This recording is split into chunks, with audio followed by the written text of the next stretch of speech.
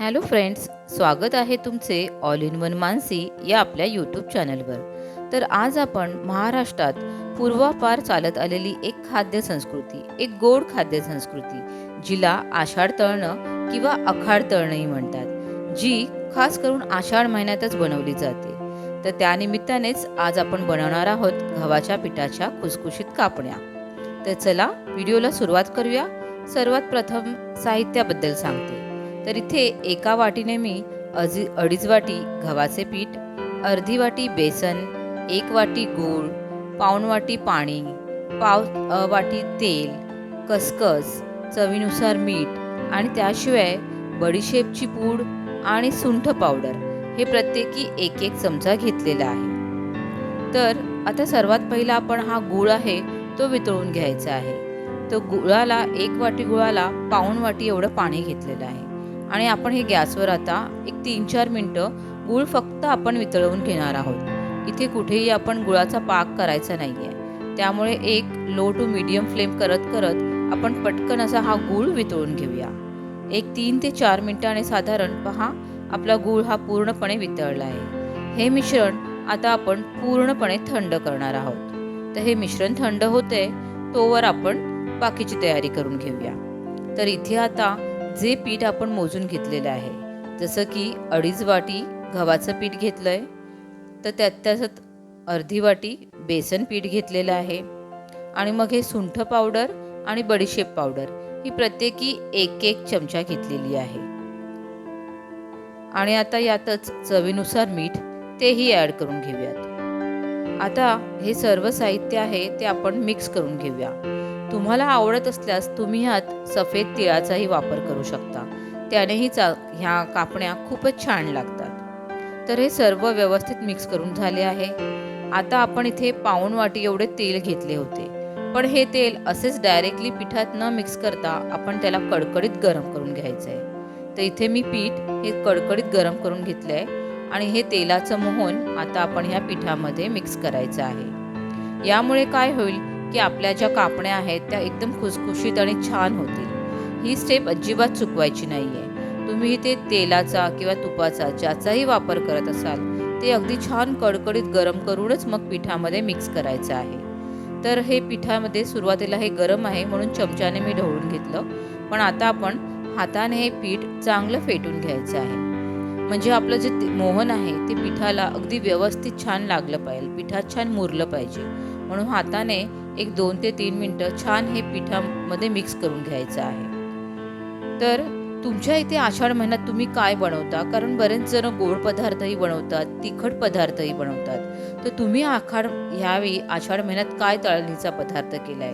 मला कमेंट सेक्शनमध्ये नक्की कळवा, मला ते जाणून घ्यायला खूप खूप आवडेल। तर पहा इथे आपलं हे पीठ व्यवस्थित छान मिक्स झालेलं आहे। तर आता आपण जे गुळाचं मिश्रण रेडी केलं होतं तेही व्यवस्थित थंड झालेलं आहे। तर आता ह्या पिठामध्ये हे आपण मिक्स करणार आहोत, पण ते डायरेक्टली न ओतता असं चहा गाळणीने मी त्याला गाळून घेते, कारण गुळामध्ये बऱ्याच वेळेला कचराही असतो, थोडा लहान असा कचरा असतो, तो कचराही निघून जाईल आणि कुठे गुळाचे जर कण राहिले असतील तर तेही वेगळे होतील। तर आता हे सर्व मिश्रण मी एकत्र इथे मिक्स करून घेतलेलं आहे। पण तुम्ही जर पहिल्यांदाच बनवत असाल ह्या कापण्या, तर तुम्ही थोडं थोडं असं मिश्रण मिक्स करत जा।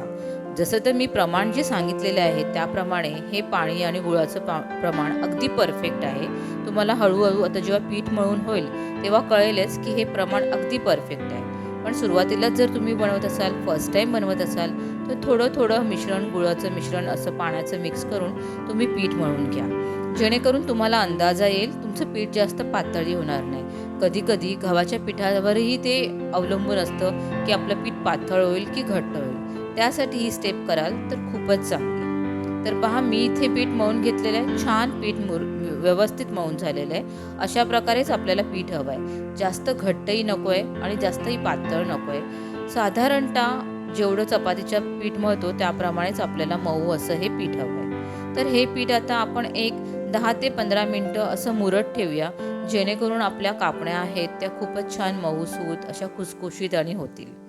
तर पहा इथे एक 10 मिनिटं हे मी पीठ छान असं झाकून ठेवलं होतं।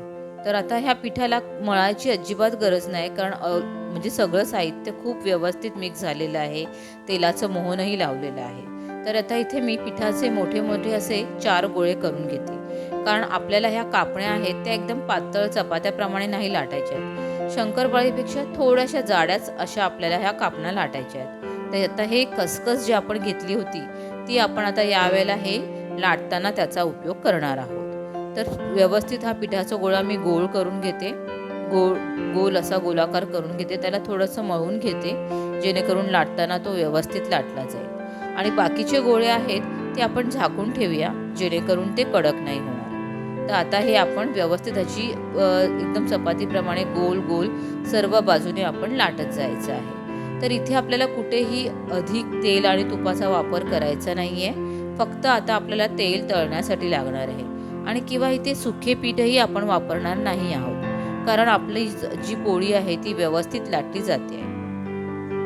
आता पोळी ही पूर्ण लाटायच्या अगोदरच थोडंसं खसखस याच्यावर आपण पसरवून घेऊया, जेणेकरून नंतर लाटताना ते खसखस आहे ते व्यवस्थित आत दबले जाईल, कारण तळताना मग ते कुठेही बाहेर पडणार नाही. बघा, थोडी पोळी आता आपण व्यवस्थित अजून सेट करणार ना, तर ते हे जे खसखस आहे ते व्यवस्थित पिठामध्ये दाबलं जाईल.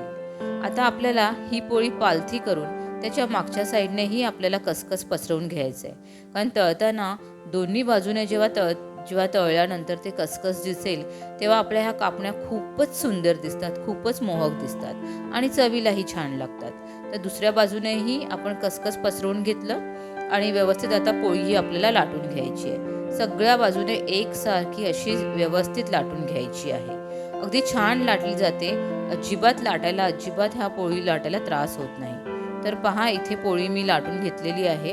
अगदी थोडी चपात्या लाटतो ना किंवा शंकरपाळ्या करतो त्यापेक्षाही थोडी अशी जाडसर अशी आपण ही पोळी लाटलेली आहे. तर आता बघा, ही व्यवस्थित लाटून झाली आहे. आता आपण ह्याच्या कापण्या करून घेणार आहोत. तर कापण्या करण्यासाठी छान असा त्याला आकार देण्यासाठी पहिला त्याच्या उभ्या अशा आपण चिरा पाडून घेऊया. इथे तुम्ही जे चिरणं असतं शंकरपाळीचं चिरणं त्याचाही उपयोग करू शकता, त्यानेही छान असा आकार येतो. आणि किंवा चाकूनही करू शकता. आता दुसऱ्या वेळेला कापताना थोडेसे मी क्रॉस कापते, जेणेकरून छान कापण्यांना एक छान आकार येईल. काजू कतरीसारखा असा चौकोनी शंकरपाळीसारखा छान आकार आला पाहिजे, ज्यामुळे आपल्या कापण्या अधिक सुंदर दिसतील. आता ह्या जे छोट्या छोट्या आहेत बाजूचा पार्ट तो आपण नाही घेणार आहोत, तो काढून टाकूया आणि व्यवस्थित ज्या अख्ख्या कापण्या आलेल्या आहेत त्यांना अशा व्यवस्थित बाजूला करून घेऊया. आणि अशाच प्रकारे उरलेल्या सगळ्या कापण्या आपण पहिल्या लाटून घेऊया, कापून आणि लाटून घेऊया आणि मग त्या आपण व्यवस्थित तळूया. कारण जर तुम्ही एकटेच करत असाल तर मग ते कापणं तळणं हे करण्यापेक्षा व्यवस्थित सगळ्या आपण लाटून घेऊया. आता तेल इथे छान कडकडीत गरम करत ठेवलेलं आहे. आपण चेक करूया. तेल मस्त गरम झालेलं आहे. आता ह्या कापण्या आपण अगदी मीडियम फ्लेमवरच तळणार आहोत. अगदी लो फ्लेमवरही नाही आणि हाय फ्लेमवरही नाही तळायच्या आहेत. गॅसची फ्लेम मीडियम ठेवून त्याच्यावरच तेल छान कडकडीत गरम करून घ्यायचं आहे. आणि मग अशा थोड्या थोड्या कापण्या त्या तेलामध्ये जेवढ्या तुमच्या कढईमध्ये राहतील तेवढ्या टाकत त्याला थोडंसं असं हलवून छान गोल्डन ब्राऊन अशा तळायच्या आहेत.